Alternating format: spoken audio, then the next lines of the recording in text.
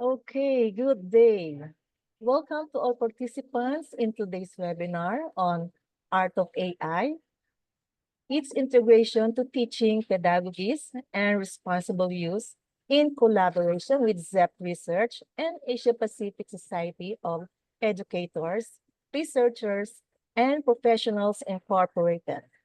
In this webinar, we will cover practical applications of AI in teaching and learning, ethical considerations for responsible AI use, best practices for integrating AI tools into educational settings, future trends in AI and education. After the webinar, we will hold a question and answer session. You can ask your question to our speaker, Dr. Bulusan, who will answer them. So I request everyone to stay connected until the end.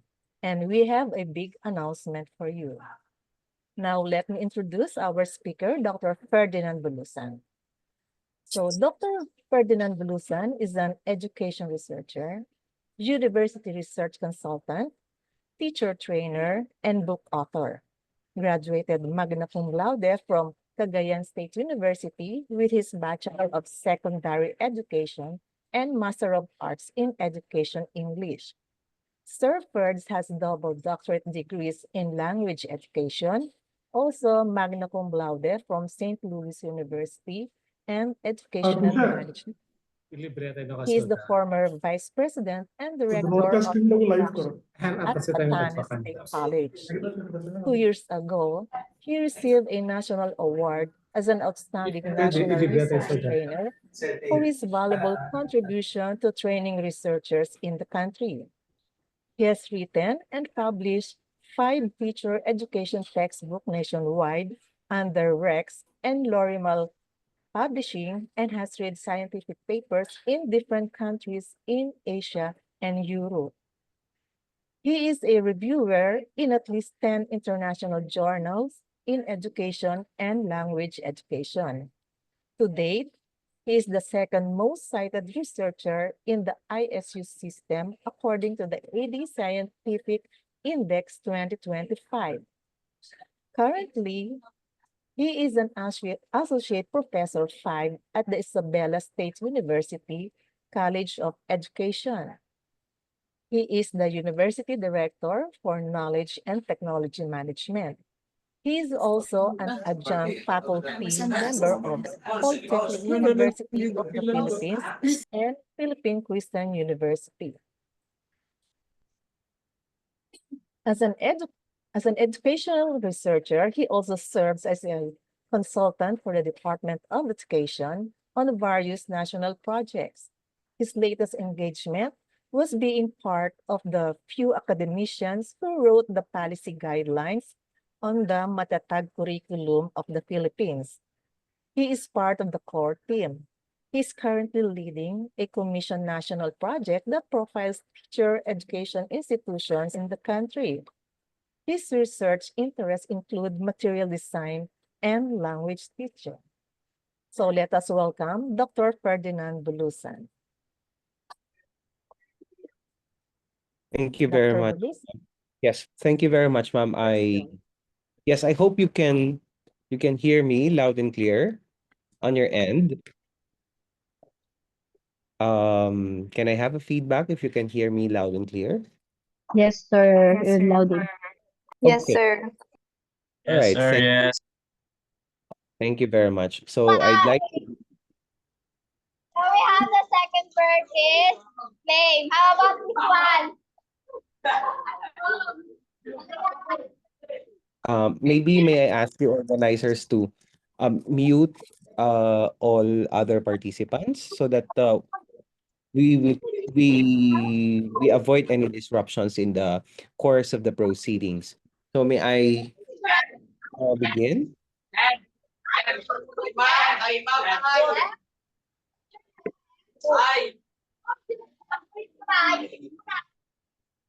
Okay, let's try to mute.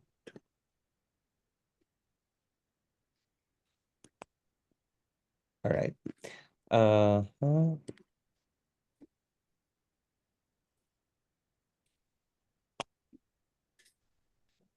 For a while. Okay. Can you see my screen being shared right now? yes, sir. Yes, sir. Yes, sir. Thank you very, very much for this invitation. At the outset, I really would like to thank the organizers for choosing me and for inviting me to deliver something in relation to artificial intelligence and teaching. And I'm very happy because I know that the pieces of learning that will be picked from this particular conversation, because I'd like to call it conversation, will be used in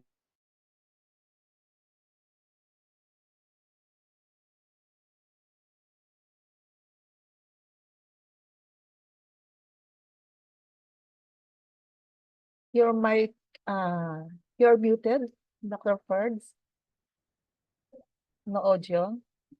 okay. Okay. All right. So let me begin once again. So again, I'd like to extend my sincerest thanks, gratitude to the organizers of this particular webinar. Thank you very much for inviting me. I'm excited, as I said a while ago, because I know that the simple pieces of learning that you can pick from this conversation or from this academic colloquy will be used for framing your thoughts in relation to the use of AI in teaching. Because I'd like to title or retitle the given topic to me as AI and teaching at the crossroads. So I'd like to retitle it AI and teaching at the crossroads, meaning that how do we really use artificial intelligence in in the teaching process, and we'll try to see the future of classrooms with AI in our midst today. We will also visit other countries because I have here some news clips, some case studies about classrooms in other countries and how do they use artificial intelligence in their own classrooms in different countries. So I'm excited, ladies and gentlemen, to share with you. This is a very, very simple um, uh, lecture, professorial lecture about AI and teaching, meeting at the crossroads. Okay, so again, I'm Ferdinand Bulusan from Isabela State University. I'd like to begin by posing this question. Will AI teachers? Will AI replace teachers? Will there come a time where teachers will be eliminated in the classrooms and AI will become their replacements? Let's think about the newest data 2024 data about AI. Uh, according to according to a particular survey published in the literature, um, there are 64% among all the teachers surveyed believe that AI will not replace teachers and that we still need the human factor for teaching. 11% say that AI will replace teachers only for administrative tasks. So, what does it mean by this? AI will not completely replace teachers. However, AI will diminish the administrative tasks of teachers. So, I think this is a welcoming thought coming from teachers under survey. 10% among the teachers who were surveyed believe that AI will replace teachers, but in the long run. Meaning that maybe half a century from now, or maybe 40 years from now, AI will replace teachers, but in the long term, or half a century, as I mentioned, or maybe 60, 70 years from now. Teachers also have a positive view of AI in education. During the past 5 years, maybe, or past 7 years, maybe, um, many teachers did have negative view of AI in education. But according to the literature, there is an evolving view of AI in education.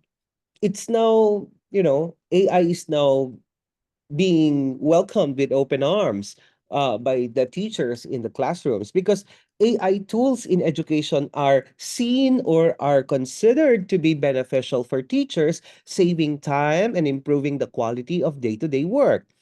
As a matter of fact, 71% of the teachers being surveyed agree that AI is improving the quality of their day-to-day work.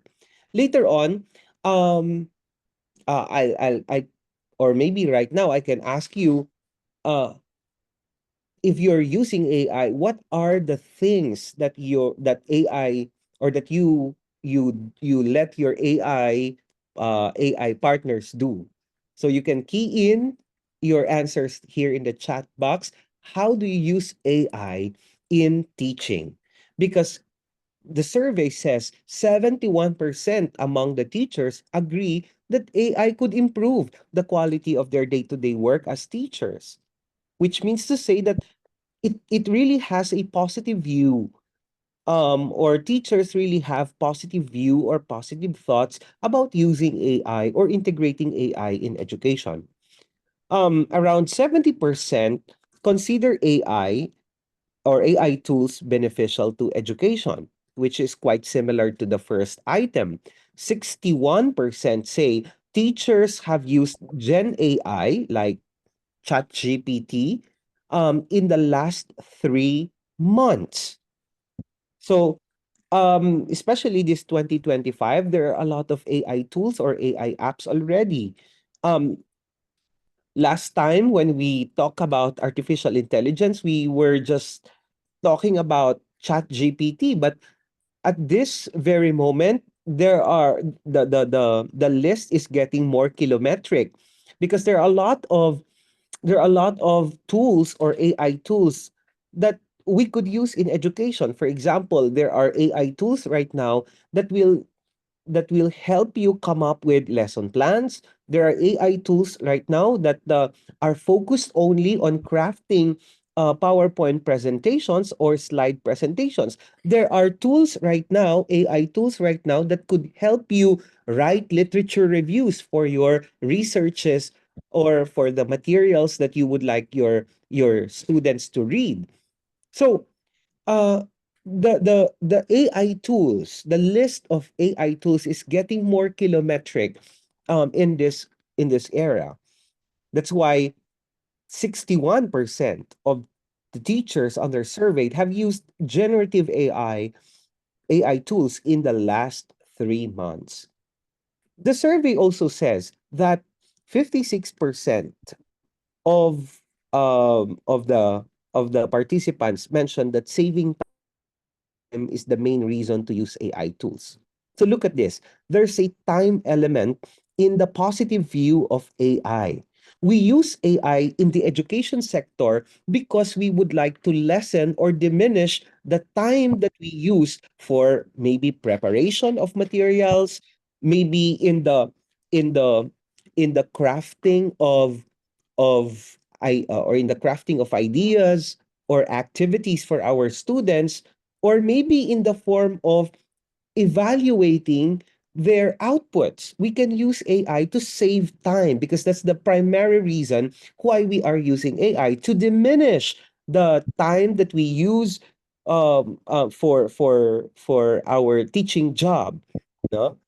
All right. So I'd like to I'd like you to key in I'd like you to key in your answer. Will AI replace teachers? Why or why not? Ang Okay? galing mo. Kasi stock, Yung akin kasi ay dalawa, leche plan at saka ay 200. Okay. So may we request the participants to mute their microphones while we are doing the lecture? Japanese. Ano ba tawag? Oo. Parang ibang presyo na naging package na lang yung pagdalawa. Mm-hmm. Okay.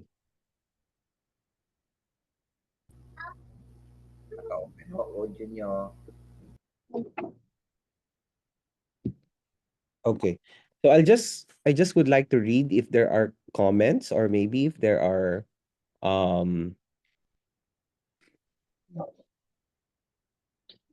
please pin the speaker. Okay. Maybe these are actually messages for the organizer. Please pin the speaker and so on. I cannot read other chats here. Okay. So I'd like to show you one recent news in the US. This is actually in Texas. I got this video, or this just clip from NBC News, and it talks about artificial intelligence in the classroom. Let's see what's happening in the US, particularly in Texas, in one school in Texas. I hope this could be heard on your end. Oops.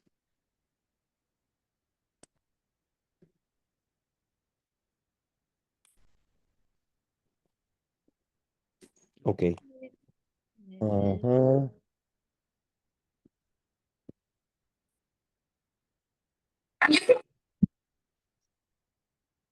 Okay, so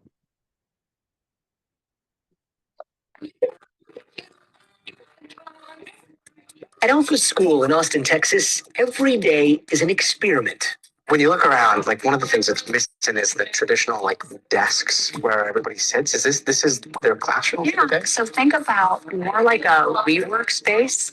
A space where all the teaching of core curriculum is left to artificial intelligence. How many sheepies are in the pool in all? 6 times as many as 3 equals 18. Great work. Here. Core skills, huh? AI is able to help you learn whatever you need to learn. Who's teaching? I think that is teaching me, but I'm also teaching myself. Here's the thing about an AI tutor. It doesn't care if a student is white, black, or brown. It doesn't care if a student is rich or poor. It doesn't care if a student is in the 10th percentile or the 85th percentile. It's infinitely patient. For some people might look like, wait, why is this kid just getting extra screen time? But we are learning, we're just learning in a different way. The school day starts with 2 hours of AI learning, where different AI programs guide students through math, reading, language, and science. This dashboard allows us to see what they completed and shows us, okay, are they hitting their goals or are they not? All tracked by the school, the parents, and the students. I'm in 8th grade science, and then 9th grade language, 10th grade reading, and then 7th grade math. Where are you guys headed? What are you doing? But here, co-founder Mackenzie Price says the grown-ups in the classroom are not called teachers because they're not teaching the curriculum. The decision must be unanimous. Decide amongst yourselves. They're called guides, more like motivational mentors / tech support. It's okay that our guides aren't experts in physics or math. It almost sounds like the guides here are told, you're not here to teach. You're here to lead the kids to AI. Our guides are not allowed to teach the adults that work in the classroom. Their sole job is to provide motivational and emotional support. They say condensing all core subjects into 2 AI-powered hours a day frees up the rest of the morning and the entire afternoon to do anything and everything else. Please raise your hand if you feel like you're ready to spit fire. Let there be drones up. Oh, we're making fajitas tacos. What is this? This is called our check chart. We have academic topics, but we also have life skills. I mean, yeah, you've got life skills. Independently put together a piece of IKEA furniture, then solve a Rubik's Cube, juggle for 10 seconds, and then run a mile without stopping? Absolutely. So For the Airbnb, in the workshop, we were Hold on, wait, let me rewind you. Airbnb, like Yes. an outside Airbnb Right, in the yeah. real world? Yeah, we were running an Airbnb. Price says the school is designed to give students twice as much time in these real-world workshops than their AI academics, which according to Alpha have not suffered at all. On average, here it takes just 80 days to advance grades. Their standardized test scores are in the 90th percentiles across the board. Have to score 90s to pass here. absolutely. A's to pass, AI to learn, but no homework for kids and no lesson planning for educators. I would argue, Gotti, there is no other school in the country getting the kind of academic results that our students are getting, and they're doing it in only 2 hours a day. Can they do that without the help of AI when faced with a real world problem, or without the AI right there by their side? The life skill that we are teaching is this ability to learn. When a lot of people see the headlines about this school, they think, oh, well, they're taking the teachers out and they're putting AI in. How do you see it? I see it as just like helpful support. So it's kind of like being a teacher, but with all of the dream support that you could want. Most public school teachers across the country are not convinced. Only a tiny fraction see AI as a game changer in the classroom, and a quarter of those teachers surveyed say using AI does more harm than good. And then there's the question about access. Tuition at Alpha, which is a private school, starts at $10,000 and goes up to $40K for its highest earning families.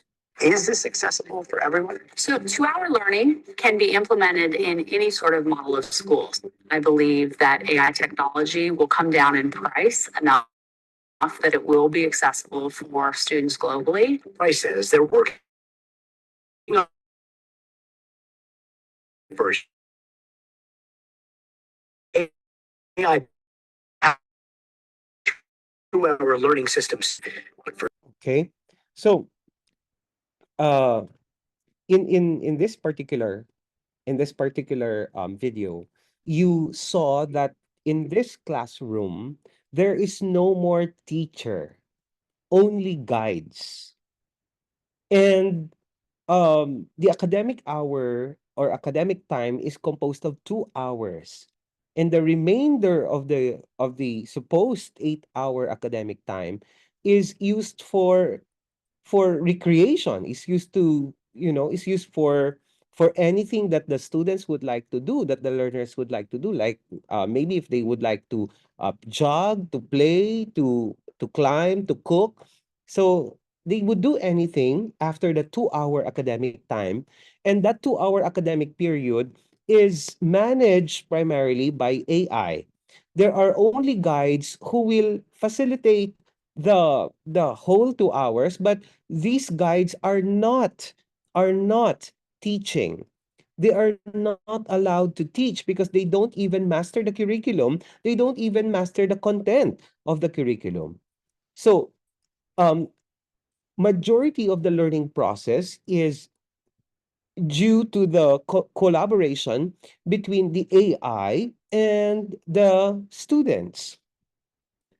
So, see, we are still in 2025, and this classroom in Texas, although requiring a very hefty price or exorbitant price for the tuition, because you have seen a while ago $40,000 a year for this particular curriculum, but they excel in relation to their performances as compared to other schools in the US. It's a 2 hour academic period powered by AI. Now, what do you mean by AI in pedagogy?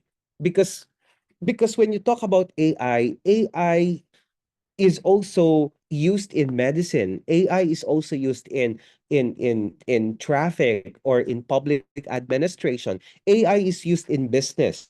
But for us educators, AI is also applied in pedagogy or in teaching. And according to Lukin in 2018, AI in education refers to computer systems that can mimic human intelligence with primordial purpose to enhance teaching and learning.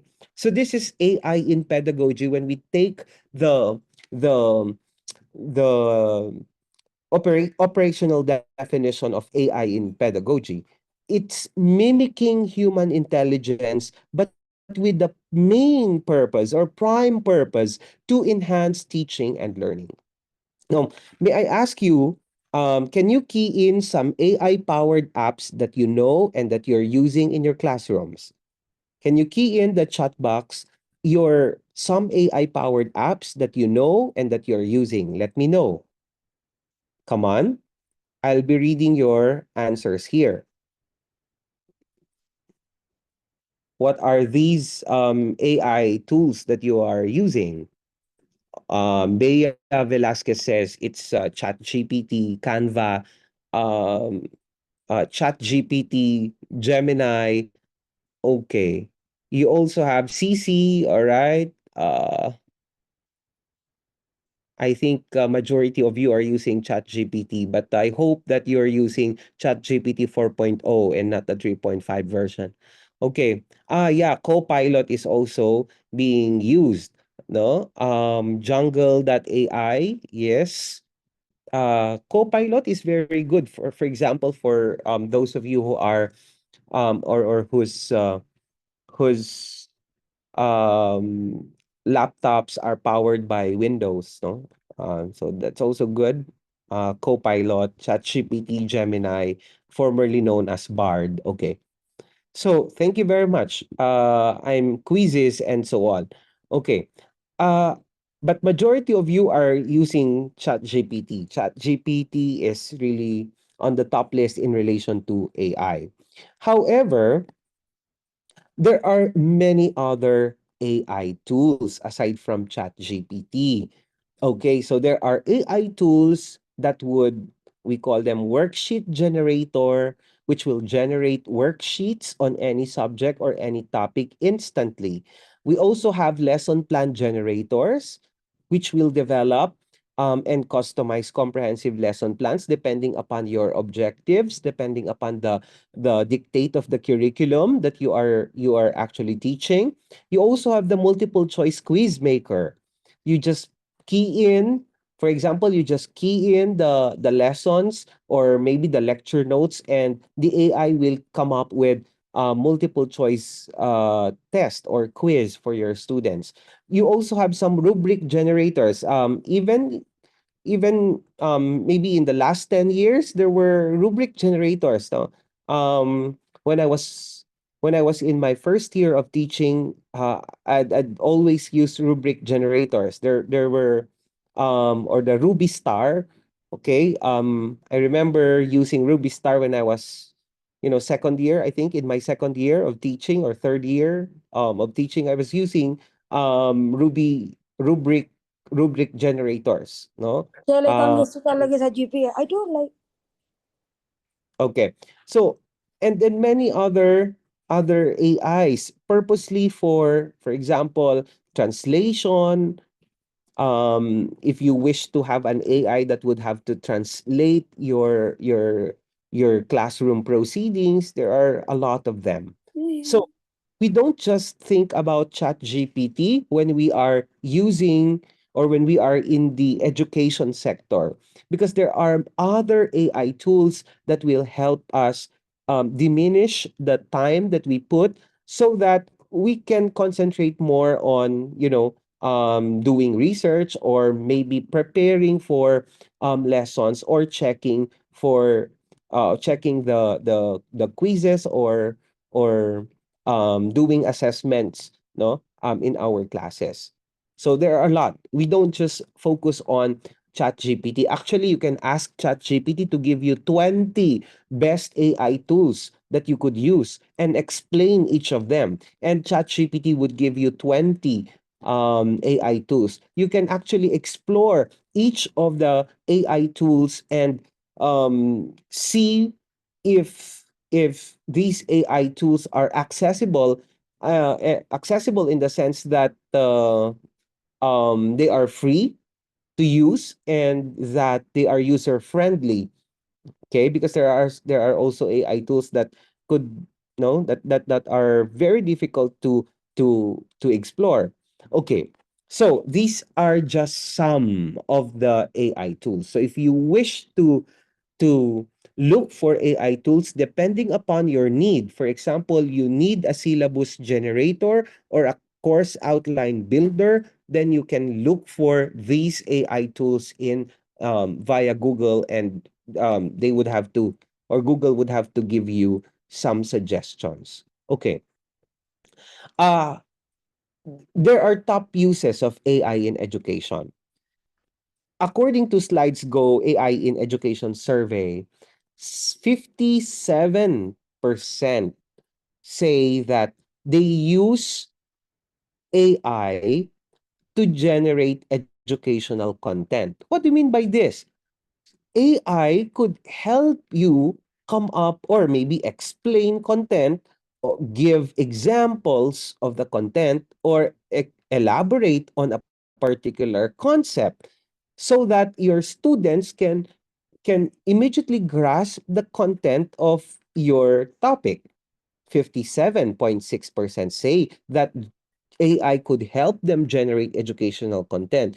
In fact, this means that when we are using AI, we are primarily using AI to help us come up with content, explain the nitty gritty of the contents or the topics that we have.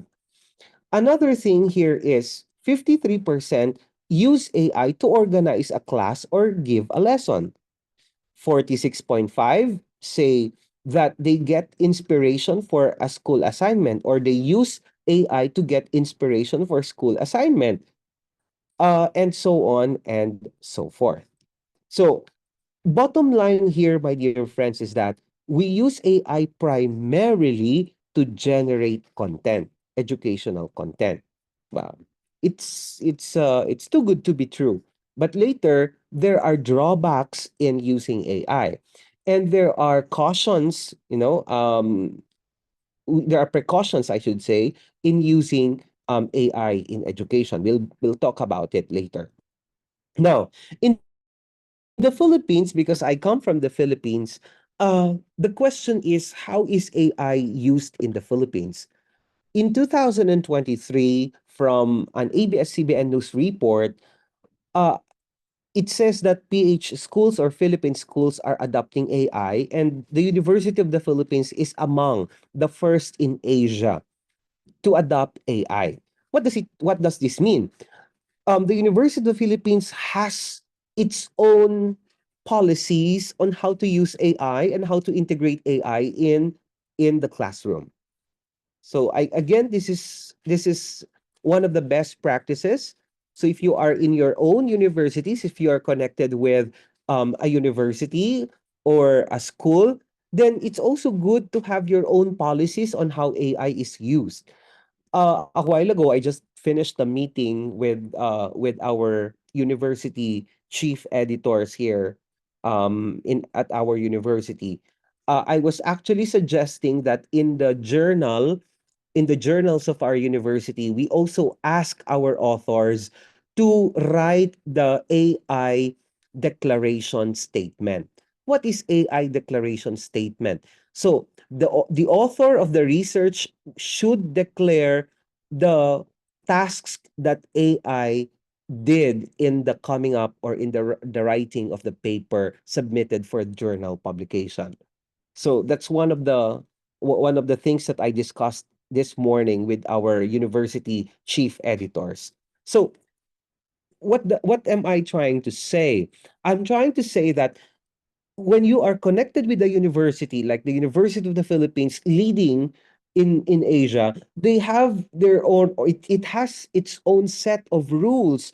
It has its own set of guidelines on how to use AI and how to optimize the use of AI in research, in teaching, in learning, and so on. Another news here in the Philippines, published in October 26, 2024 by the Philippine Star, the Department of Education is also studying policy on use of AI in schools. Take note that the Department of Education is responsible in educating the basic education sector or in teaching the basic education pupils or learners. So even in the basic education, DepEd is now studying on crafting or studying how to craft policies on the use of AI. Finally, in November 22, 2024, according to a survey published by the Philippine Star, 46% of Filipinos use AI at work.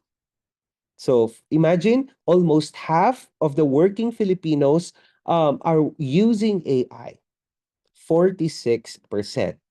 Now, um, uh, I'd like you to listen to I should have liked you to listen to a particular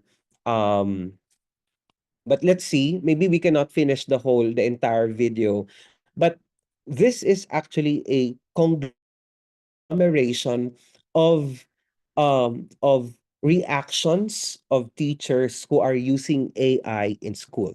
I'd like to show you this video. I wasn't anticipating to see what I saw in here in terms of the integrated AI to generate a lesson on the fly like that. Mind blown. It's amazing. Usually I follow like my little secretary. It helps me as a teacher communicate things clearly with parents, provides a plethora of resources, not only for the teacher, but also for the student. It just gives them ideas. It's idea generation, it's a thought partner, and it's quick and easy to use. As a study, I use it to streamline tasks and automate repetitive tasks. What I love about med school is just having a thought partner. Raina is my bestie. Quick, easy, was able to use it right away. Okay. So, in this particular video, teachers are telling, these are actually US teachers. Teachers are telling that having an AI in the classroom is like having a little secretary, having a little or a partner, a teaching assistant, because AI could streamline the tasks in school AI could give you ideas on how to deliver the lesson, and it also gives ideas on how students could learn and apply the things that they learn in school. So see, these are not my own views and ideas, but these are actually views and ideas of teachers who are using AI in the classroom. Okay, so the question now is how to use AI in teaching. Now that we know that there are a lot of AI tools that we can use. It's not only Chat GPT, but there are a lot of AI tools. The question is how to use them. You can use AI as chatbots or virtual assistants. You can use AI in automated grading and assessment. One practice that I have brought here in Isabela State University in my own classroom alone. I cannot speak on behalf of my co-teachers or professors in or instructors in Isabela State University. But um, whenever I give exams, long exams, in my classrooms, just after maybe 20 seconds after my students shall have submitted the answer sheet, I just scan the answer sheet and my cell phone. I just scan the answer sheet using my cell phone, and then my cell phone will tell the students the errors that they committed in the multiple choice test. It can tell already the correct answers that they got, meaning the scores. It can tell already the percentage that they got in that particular test. And then um, the images scanned by my cell phone through the use of AI will be there and could be used to item analyze the test that I gave them. So I'm using ZipGrade and I'm actually subscribed to ZipGrade, and that's one way by which I experience minimizing my time in checking. I don't let my students check the papers. I don't let um myself check the papers, but I ask AI to do it. I just program the correct answers, and then AI would just scan the papers of my students, and AI would give me right away their score, the errors that they committed, and the correct answers and the percentage equivalent of their scores. And then after all the test papers shall have been scanned, I can actually use the data to item analyze my test. So AI could be used for grading and assessment. AI could be used as an intelligent tutoring system. Or AI could also be used for curriculum planning. For example, if you only have your syllabus with you, if you only have your syllabus with you and you only have your intended learning outcomes, you just key in the intended learning outcomes in the AI, and AI could give you suggestions on the topic and how to go about it. Like you could use AI to come up with activities in relation to your topic. Okay?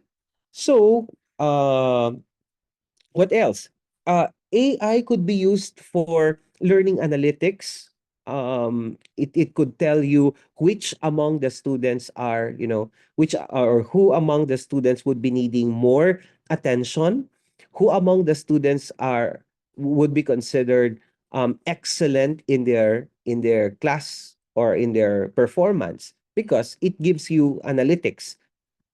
It could do content recommendation. So, see, there are a lot of things that AI could potentially do in teaching. It could customize content for students. For example, you are a teacher at a particular barrio, or you're a teacher in a city, then AI could customize the content depending upon the students. depending upon the characteristics of your students and depending upon the geographical location where you are in. Tools like Gradescope. I don't know if you have already met Gradescope. This is actually AI powered tool. Gradescope will provide instant feedback on assessments.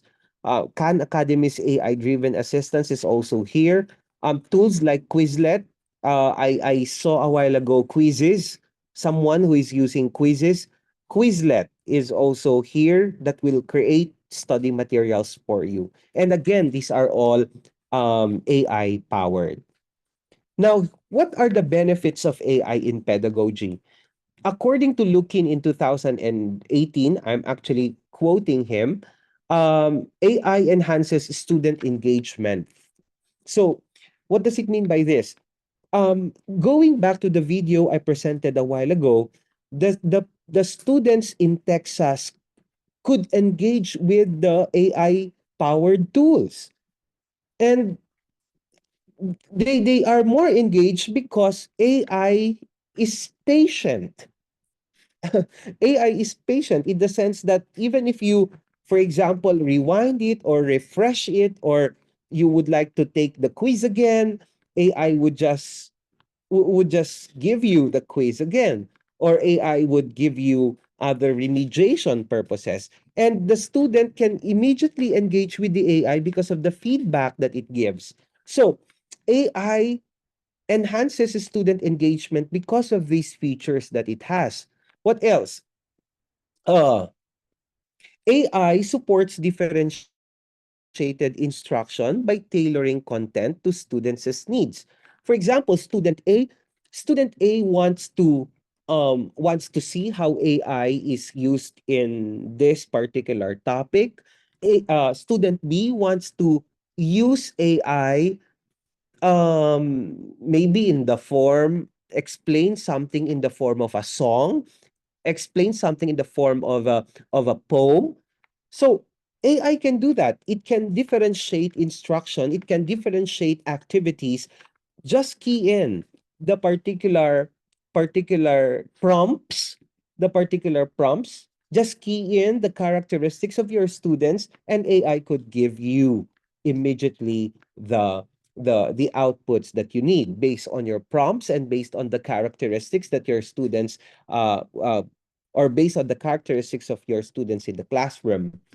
Another thing here is AI reduces admin workload. That will, of course, allow teachers to focus on instruction. So, if there are admin tasks, for example, let's give some admin tasks for a particular teacher. Um, admin task, for example, checking, grading, scoring, preparing materials, looking for examples, coming up with activities, preparing worksheets, checking worksheets. So these are all admin workload. We call them admin workload in teaching. For those of you who are in the universities, admin workload is referring to designations, but no, in the technical world or technical realm of teaching, admin workload refers to the the other tasks aside from just mainly teaching, like grading, preparing materials, and so on. These are admin workload. And AI could reduce or diminish admin workload so that you will have to focus on the way you teach, so that you will focus on the facilitation that you do in your classroom. So, there are potential benefits though. There are potential benefits and risks though of using AI. So I'm showing you here a framework. Let's just focus on the upper framework first before we move to the principles. Let's focus to the upper framework. The upper framework tells you the potential benefits of AI in education. For example, one benefit of using education is content development and differentiation, which I just explained a while ago. Another thing here is assessment design and timely effective feedback. What does it mean? AI could give feedback to our students if they are, for example, failing, if they are progressing, if they are retrogressing, if they are stagnating. So AI can give a feedback, timely and effective feedback to our students, because as we all know, feedback is very important for the students in order for them to continually or optimally learn in their own pacing. What else? AI could be used to tutor and personalize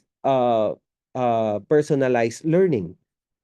Like, if they cannot understand the way by which we explain a particular concept, or if they come across a particular concept that is difficult to understand, then AI could be used to tutor them. Like, AI could give examples or applications of the concepts, and that's a potential benefit. It would have to aid creativity and collaboration and so on. However, looking at the other half of the framework, AI also posits potential risks. There are drawbacks in using AI, like plagiarism and academic dishonesty. So, students would be overly reliant on the use of AI in such a manner that they allow plagiarized materials or academic dishonesty in their outputs. That would also diminish student and teacher agency and accountability. Another very um, dangerous r- uh, risk of using AI is compromising student privacy, because AI is very powerful. It might compromise student privacy, and it might um, lead to unauthorized data collection. For example, like what I was doing in my class, like scanning their outputs or scanning their test papers, that might compromise unauthorized data collection, because there might be some pieces of data or items there in the test question or test paper that are not um authorized by the students to be collected. So that may be a particular risk. Another is the lack of cultural sensitivity. AI lacks cultural sensitivity. It doesn't know whether you are whether the output that it gives you would would would hurt your cultural background. So it, or maybe the examples that AI would give you are examples that are done in the US, and you're teaching here in the Philippines, or you're teaching in Malaysia, or you're teaching in India, and the outputs that AI would have to provide are outputs that are contextualized in the West, outputs that are contextualized in other nations. So there is societal bias in that particular case. So there are potential benefits. At the same time, on the other side of the continuum, there are also potential risks. However, when you are using AI in education, there are 7 principles that you need to follow. One, purpose. Always think about the purpose, and the purpose is to use AI to help the students achieve educational goals. Always remember the objectives or the goals that you have to accomplish, or that the students would demonstrate after all. So, am I using AI to help them discuss something? Am I using AI to help them explain something? Because your objective is, at the end of the lesson, the students will be able to explain. At the end of the lesson, the students will be able to synthesize. Now you're using AI. The question is, are you using AI to help the students achieve the objectives that you set? That's purpose. So that's one. That's primordial. That's the primary thing that we always have to remember when we're using AI. The purpose. Then we have compliance, meaning reaffirming adherence to existing policies, especially if you have policies in your universities in the use of AI. Knowledge, meaning You're using AI because you would like to promote AI literacy. Don't overuse AI in such a manner that it might compromise student privacy, or it might lead to unauthorized data collection. Balance is also another principle, meaning when you are using AI in education, you realize the benefits of AI and address the risks of AI. So while preparing for your lesson, for example, and you're using AI, think about the risks that that may come with the use of AI and address them immediately. Another is integrity, advanced academic integrity, meaning that you also try to have human intervention. You don't just solely rely on AI. For example, you are asking your chat GPT to come up with a 20-item quiz. Okay, you're asking chat GPT to come up with 20-item quiz. But there is still human intervention. You also have to judge whether each of the 20 items are are within the bounds of academic integrity. With You also have to judge whether all the items in the 20-item test that ChatGPT gave you are within the bounds of validity. Are all these items valid? Did I teach them? Did I teach them these concepts? Okay, that's integrity.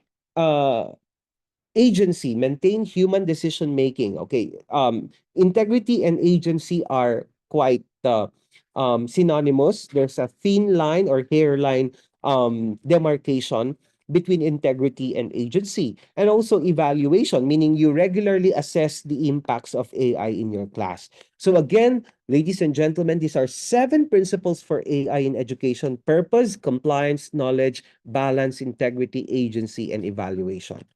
So when you are when you are crafting your instructional design using AI, please remember the 4 steps. The first step is to think about your students' backgrounds. So when you're using AI, for example, you're asking AI to come up with a PowerPoint presentation of your lecture, think about your students, their backgrounds, their goals. Are the items that I put that AI would give me in my PowerPoint presentation or slide presentation are are responding to the backgrounds and goals of my students. Okay, so that's one question that you have to remember. The outcomes, you identify what students should know, understand, or be able to do by the end of the experience given AI's capabilities. So as I mentioned a while ago, constructive alignment is also important in the use of AI. So it's not because you're using AI then you're a good teacher. No, you have to remember that you're using AI because you want to achieve the learning. You want to help the students achieve the learning outcomes. Okay.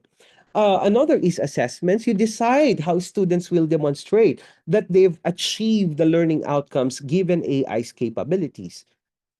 Finally, is referring to activities. You plan activities and resources that will help the students build knowledge and skills given AI's capabilities. Now, I think I will end here. It's 3 o'clock, but if you could give me 10 more minutes, 10 more minutes before I end my discussion, I just would like to show you how AI is used in China this time. So a while ago, AI being used in Texas, in the US, and this time, let's see how China uses AI in the classroom. Are you ready? I hope that you can hear this, and let's watch the half part of the video. 红色是表示你的能力显示的很高。Teachers at this primary school in China 蓝色是主食了。know exactly when someone isn't paying attention. 白色是 Okay, so look at this. Teachers in China know exactly when their students are not paying attention because of AI. Look how China is doing it. So parang they would know they would know if the students are paying attention or their students are not paying attention in class just because of the use of AI. Let's see how it's done in China. These headbands measure each student's level of concentration. The information is then directly sent to the teacher's computer and to parents. China. See? So you saw the headbands that are worn by the students. The headbands would actually um, read the neurological impulses of the students, and then these neurological impulses will be sent to the console referring to the computer of the teacher, and then the teacher can see on the computer who among the students are not paying attention. The results of this particular AI intervention is sent to the parents so that the parents are informed real time. The parents are informed in real time if their daughters or their sons are paying attention or not. See, that's how AI is used in China. Plans to become a global leader in artificial intelligence. It has enabled a cashless economy where people make purchases with their faces. A giant network of surveillance cameras with facial recognition helps police monitor citizens. Meanwhile, some schools offer glimpses of what the future of high-tech education in the country might look like. Classrooms have robots that analyze students' health and engagement levels. Students wear uniforms with chips that track their locations. Okay, so look at this. So even uniforms, student uniforms in China have chips, microchips, so that these uniforms that are worn by the students could help the parents and the teachers track where they are going. So these uniforms will send signals to the teachers and to the parents that your son or your daughter is in the park or wherever. So see, that's one way by which China is actually optimizing the use of the potentiality of AI in education. Or even surveillance cameras that monitor how often students check their phones or yawn during classes. Imagine there are AI powered cameras in the classroom that will tell you how many times you yawned, or how many times your students yawned, or how many times the students looked uh, or stared at their mobile phones. But again, there's a risk here. The risk is about privacy. See, but it could help in relation to managing instruction. Okay, let's continue. These gadgets have alarmed Chinese netizens.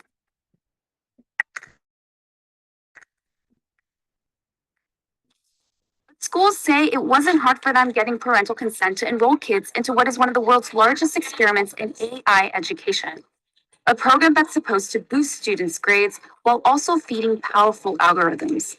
为了就是国家的这个研究呀、发展呀，我觉得是没有问题的。The government has poured billions of dollars into the project, bringing together tech giants, startups, and schools. We got exclusive access to a primary school a few hours outside of Shanghai.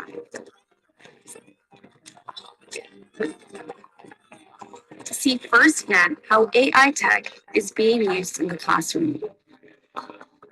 For this fifth grade class, the day begins with putting on a brainwave sensing gadget. Students then practice meditating.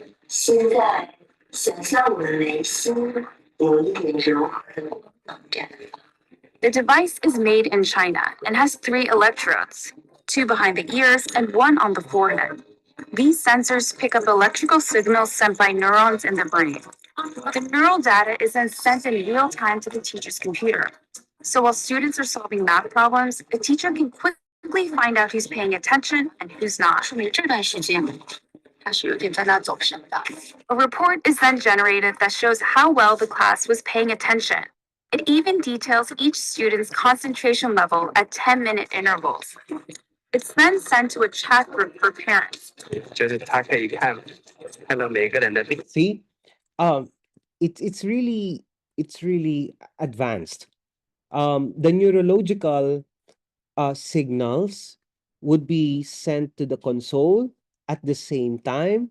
These results of the neurological signals will be sent to the parents so that the parents could monitor the students or their children, whether they are in full attention or maybe they are not paying attention at all during the classroom discussion. So it's quite advanced in China. The reports are detailed, but whether these devices really work and what they exactly measure isn't as clear. We were curious if the headbands could See? So when the headband turns red or blinks red, that means that the person is not focusing or the person is not focused on the class or on the topic being discussed. Okay? measure concentration, so one of our reporters tried on the device. 我没有感觉这特别集中。This is a new technology with still very little research behind it. Theodore Zanto is a neuroscientist at the University of California, San Francisco. He was surprised to learn that this tech, called electroencephalography, also known as EEG, is being used in the classroom on children. It's usually used by doctors in hospitals and labs. EEG is very susceptible to artifacts. And so if you are itchy or just a little fidgety or the EEG wasn't set up properly so that the electrodes didn't have a good contact, affects the signal. Despite the chances for false readings, teachers told us the headbands have forced students to become more disciplined. Okay, so even for example, even if some doctors or experts in the field of medicine would somehow disagree on the use of AI in this particular context in education, many of the teachers believe that this AI intervention is helping the students to focus on learning. So maybe I'll cut there. I'll cut my the video presentation there. So what I just showed you is what I just actually showed you is actually the a piece of what's happening in Chinese classroom. Okay. But the question still remains, what AI cannot do? So is AI all powerful? Can AI do everything? The answer is no. There are other things that AI cannot do. For instance, AI doesn't have the ability to understand concepts that are, uh, physically present, concepts that are not concrete or not physically present. For example, love, justice, morality. It's very difficult for AI to understand the complicated figments of not concrete things such as love, justice, or morality. It also lacks what else? AI also lacks the creativity. What do you mean by creativity? It lacks the ability to truly be creative because it it just mimics the the human intelligence, and it based or it bases or AI bases its products on the submitted outputs that humans have already created. But take note, creativity is evolving. What what what I'm trying to say here is that we can think of one way or two ways to do something, s- new ways of doing something tomorrow, or maybe this afternoon, or maybe tonight. These are new ways of doing something that other humans did not even do. That's the power of the human mind. But AI will just rely on what we did maybe yesterday, last year, last decade, but it cannot have the ability to be truly creative in the same way that humans can do. Another is AI. AI tools are not capable of feeling or experiencing emotions, and they do not have self-awareness. They are not aware if their outputs are hurting other cultures or other ego or other backgrounds. Another thing here is tasks that involve the ability to understand and navigate the physical world, such as walking down a flight of stairs or grasping an object without dropping it. You know, these are things that are very difficult for artificial intelligence to do.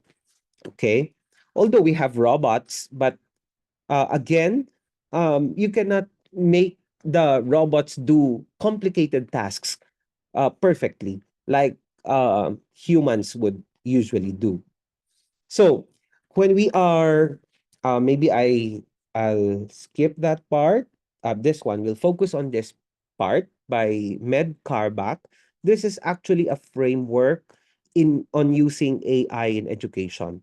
When you are using AI in education, remember the three interlocked items.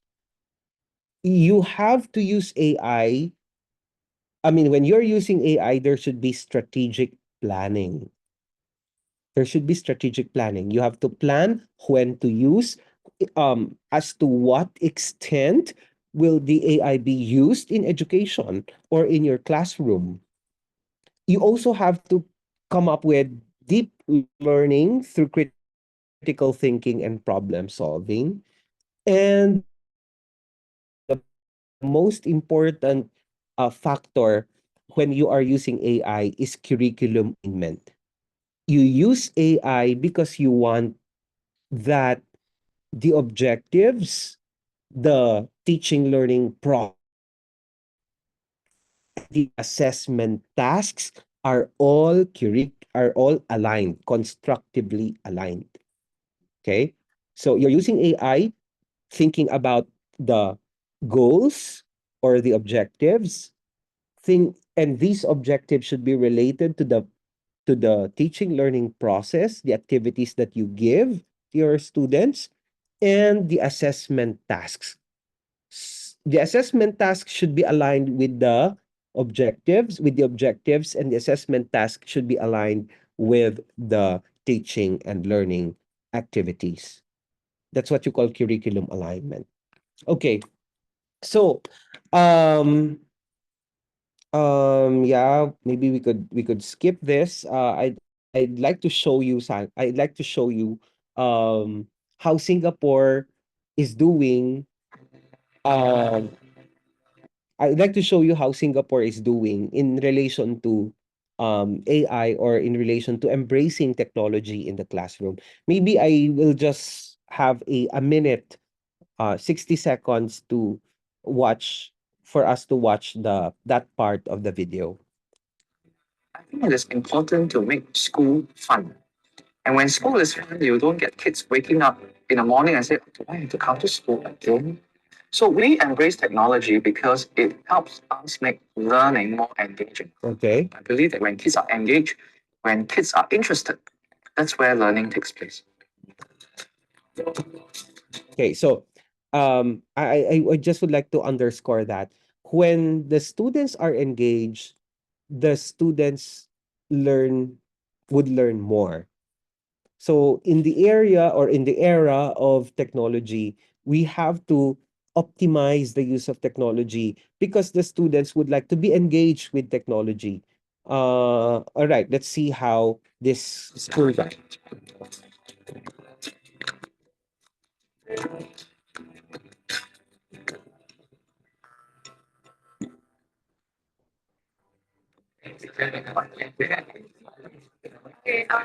The kids are really from a very different world now.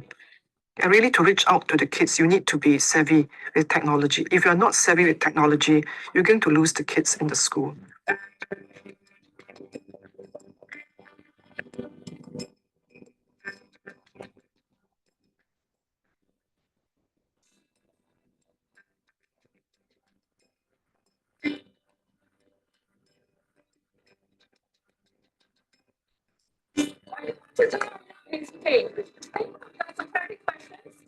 Ngee Secondary School is a typical school in Singapore where we take in students with different academic abilities, and we have about 1,512 students in this school.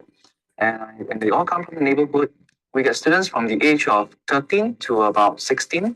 Many students want to come to this school because of its strong program, especially in the use of ICT, Infocom technology. And the teachers here are known to produce very good teaching materials and very innovative teaching ideas to engage the students in the classrooms. In the early 1990s, the teachers really are the monopoly of knowledge, and they are the one that comes to the class to deliver that knowledge so that the students can acquire them. But today, knowledge is no more a monopoly among the teachers because students can get knowledge from a myriad of sources. And hence, the role of the teacher today is facilitation. That means facilitate students where they could get the right knowledge, how they could synthesize them, how they could discern the information that they get. Velocity is defined as the rate of change of distance with time. Is it true or false? So I want you to tweet me your answer. So this is how you tweet. This is the format that you need to tweet. So you put in @ vote by tweet one. We look at technology very meaningfully, and we see. See, for example, in this is actually 10 years ago, in Singapore. That's why it was still Twitter. But 10 years ago, teachers were using Twitter in the classroom. Teachers were using social media platforms for the students to interact with each other or with one another inside the classroom. And I think this is a very powerful introduction to the use of technology. That was 10 years ago. Okay, but now technology is super advanced. So I think um we have to embrace the new frame of thought when we are teaching in this current era or in this current epoch. We should be using technology, welcoming technology and welcoming the use of AI, but we should not also forget the potential risks and drawbacks in using AI. So as I end my lecture, I would like to leave you this line. AI is a tool. It's a tool to enhance teaching and learning. But as AI improves, so do we as teachers. So, what does it mean? AI is part of technology in education, so we teachers should also be improving as well.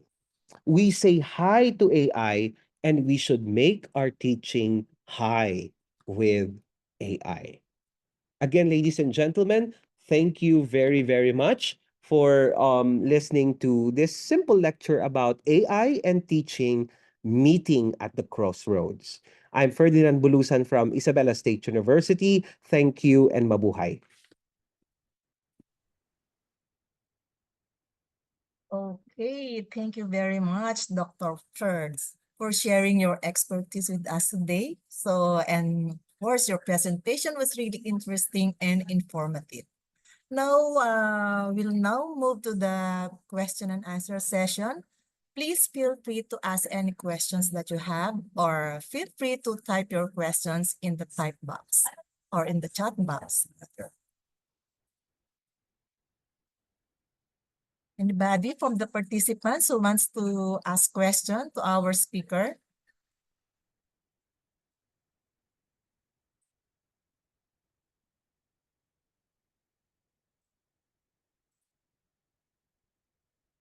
And we have some messages from the participant at the chat box, sir. You might want to comment on that or answer from the previous messages.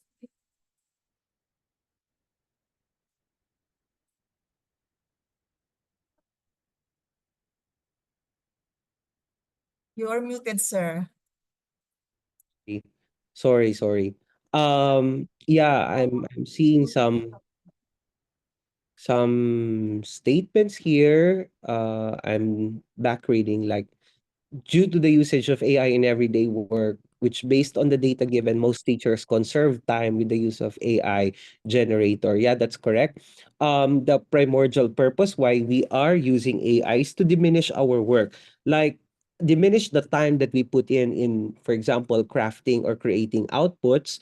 Um, but again, human decision making is an important factor when we are using AI, because even if AI would give you or would generate a particular output, the human intervention is there to judge whether the output is appropriate for this particular context. The output of AI is appropriate, correct, or non-discriminatory. Um, based on the context of our students, or based on the context of our classrooms. So human intervention, I think, is the most important thing. um while AI gives you the output, critical thinking on the part of the teacher is important. Okay, maybe we could entertain one more. AI is simply a supplementary tool for teaching and learning, while teachers remain the primary source of education, correct? AI can help students learn by giving lessons that fit their needs. Yeah, I mentioned this a while ago, but it cannot replace teachers, because teachers guide, support, and encourage students, helping them to think, solve problems, and so on. But real learning happens best with both teachers and technology working together. That's correct. So that's why there's what you call augmented reality or augmented learning. When we say augmented learning, we use AI to augment, not to replace us in teaching the students. Okay. May I ask if it's possible for us to receive an e-certificate? I think that's a question raised to the organizers. Are you going to have a recorded video of this seminar? I think these are all questions directed to the. Thank you for that informative presentation and having participate freely. Okay, thank you very much for the appreciation. Back to you, ma'am, Anna. Okay, thank you again, Doc Ferds. And now may I request everyone to turn on their cameras for the photo snap. Please open all your cameras.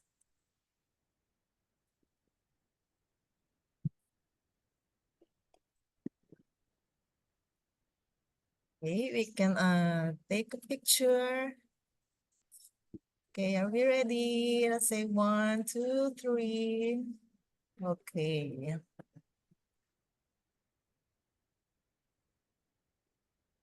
Okay, thank you very much, participants and Dr. Bulusan. And we have an announcement to make. We have an upcoming international conference on sustainability, innovation, and future technologies, ICSIFT in Manila on March 21st to 23rd, 2025. For this conference, ICSIFT has collaborated with the Philippine Association of State Universities and Colleges, ICSIFT 25 aims to engage in discussion and identify how and where sustainability, technological innovation, and industrial future intersect. To join the ICSFT conference can be visited at the website shared at the chat box. Now we're going to end the session. Thank you all participants and to our speaker, Dr. Ferdinand Bulusan, for joining today's webinar. Certificates will be mailed to all the registered participants. Have a good day. Thank you.